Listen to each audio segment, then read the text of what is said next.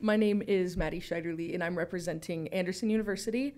This is the Conspiracy 2023 first podcast session with a very special guest. If you want to introduce yourself. Sure. Good morning. I am Brandon Wales. I'm the Executive Director of the U.S. Cybersecurity and Infrastructure Security Agency. So what does that entail, that job position? That's a good question, something I try to figure out every single day at work. So CISA is the nation's cyber defense agency.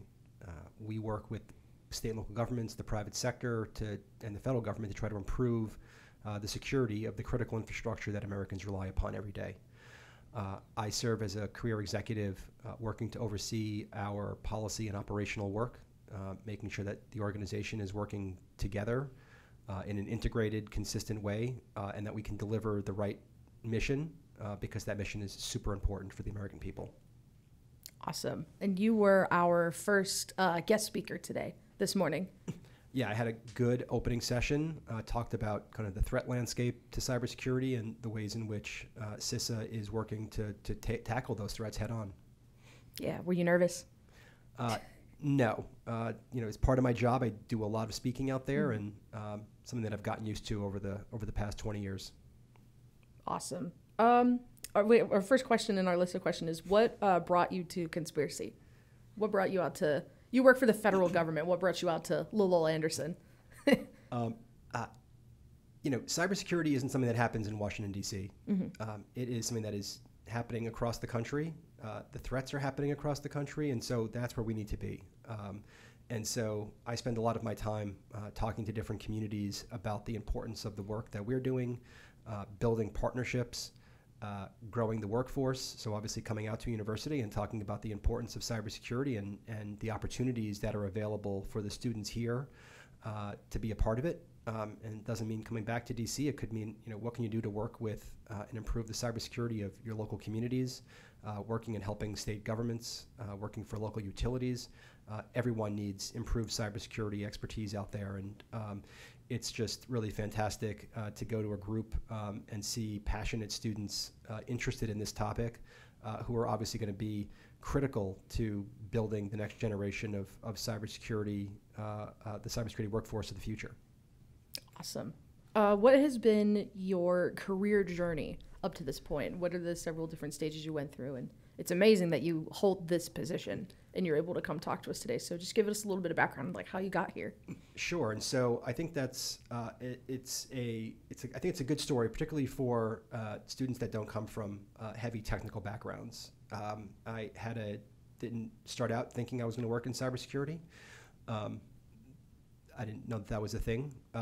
20 plus years ago when I started out, I was focused far more on more traditional national security issues, working at a think tank in Washington, D.C. Through college and right after. Started working for a U.S. senator on broader national security issues like missile defense and arms control, but had an opportunity to join the newly created Department of Homeland Security back in 2005. And when I joined, I started working on critical infrastructure issues, originally leading our infrastructure analysis work. How do disruptions propagate in complex systems? How do we use modeling and simulation to improve our ability to kind of prioritize where we should be focusing our attention and resources? And over time, the threats that we were looking at against critical infrastructure started to change. They started to move from terrorist threats and a big focus on natural hazards to looking at things like cybersecurity. How are cybersecurity threats different, similar, the same? How would they have different effects? How do we have to focus on them and treat them differently? And started doing additional work there. I was asked by the Secretary of Homeland Security to come up and serve as the senior counselor for cybersecurity at the department, and spent a couple of years working with the secretary, a couple of different secretaries and acting secretaries, and as part of that was asked to serve as the Deputy Chief of Staff and Chief of Staff of the department, helping to oversee all of its operations. Went back to CISA, which was where I came from, get back to focus on critical infrastructure just before the pandemic, and spent 2020 working both the support we were providing to the our pandemic response and the vaccine supply chain, helping to improve its cybersecurity.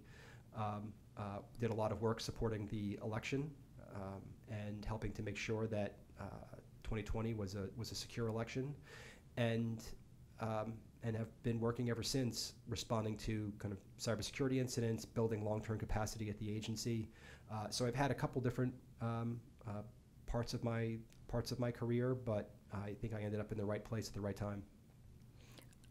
Awesome. How, in your opinion, how important is cybersecurity education in schools, especially like K-12 schools? Because this is a rising issue. People need to be in this workforce. And when I'm doing my research for being a social media intern, I'm just seeing like the White House, like all the government is passing these new, like, not laws, but like initiatives to instill cybersecurity education in K-12 schools. So in your opinion, how important is that? Yeah, I think it's critically important, and I think there are two reasons.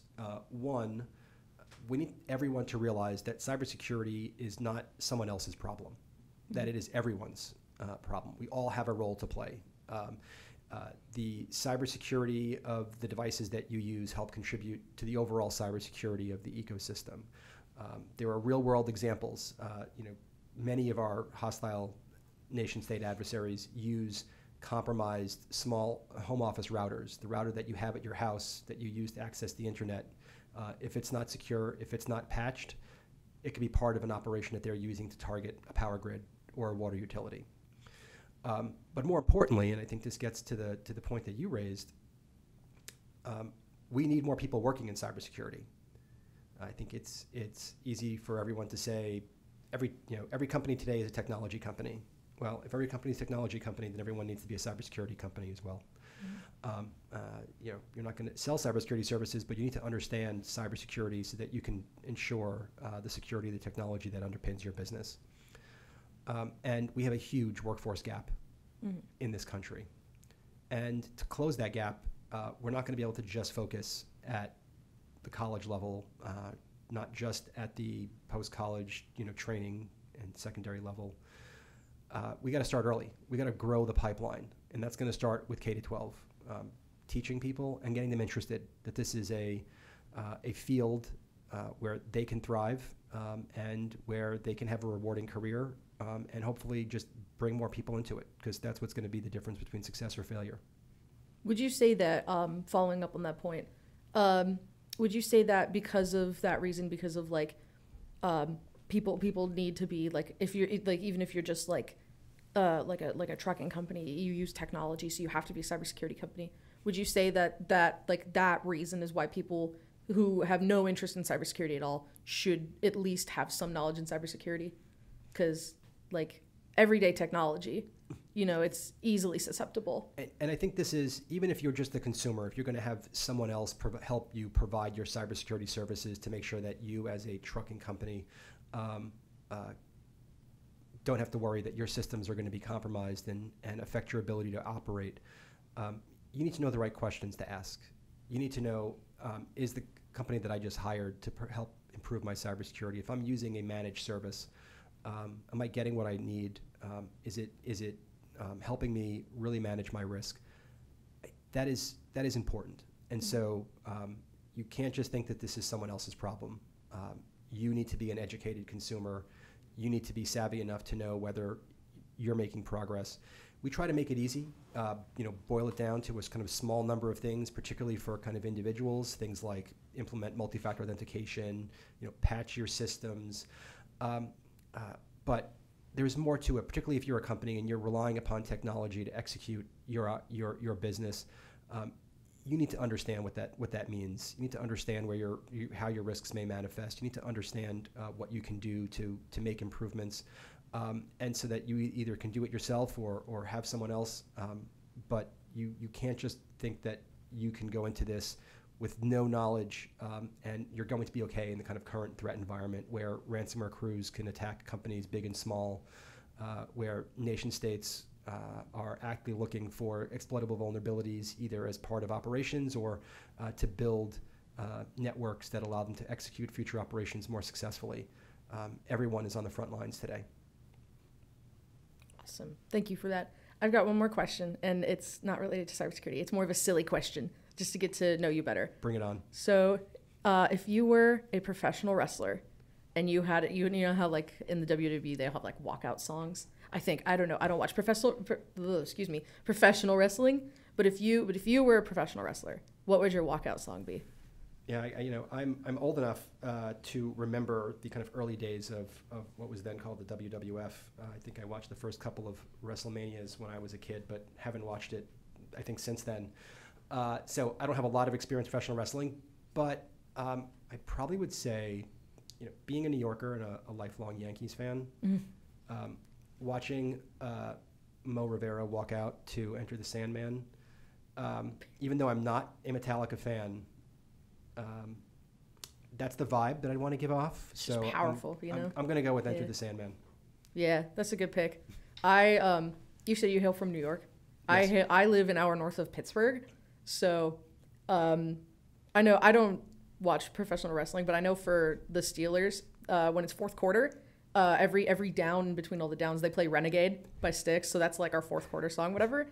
So I think that would be a good pick. Just be like, it's a good song, but also like, I'm from Pittsburgh, and I can just be like, hey, Indiana, look at me. I'm from Pennsylvania, I like that. That's fun. Yeah. Thank you for joining us. That was just like silly question and on a high note, but this was really great. It was nice meeting you. It was nice hearing about the importance of cybersecurity and just hearing about like you and what you do. So this has been so good. Do you have anything to say as we close off? Just any final thoughts? No, I'd just say thank you to Anderson University. I think having this event. Now, I came out here, I thought I was going to be able to meet Rodney the Raven.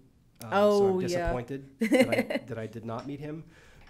But I really appreciate both the invitation and I think what you are doing here to really make cybersecurity and make a mark on cybersecurity. So thank you, and looking forward to working with you guys in the future. Awesome. Well, I hope you enjoy the rest of your day here at Conspiracy. Check out the escape room if you can. I know we've got some prizes. That'll be towards the end of the day, and I know we have some other excellent speakers. So if you're staying, then come see us around. If not, then enjoy the rest of your day. Thank you.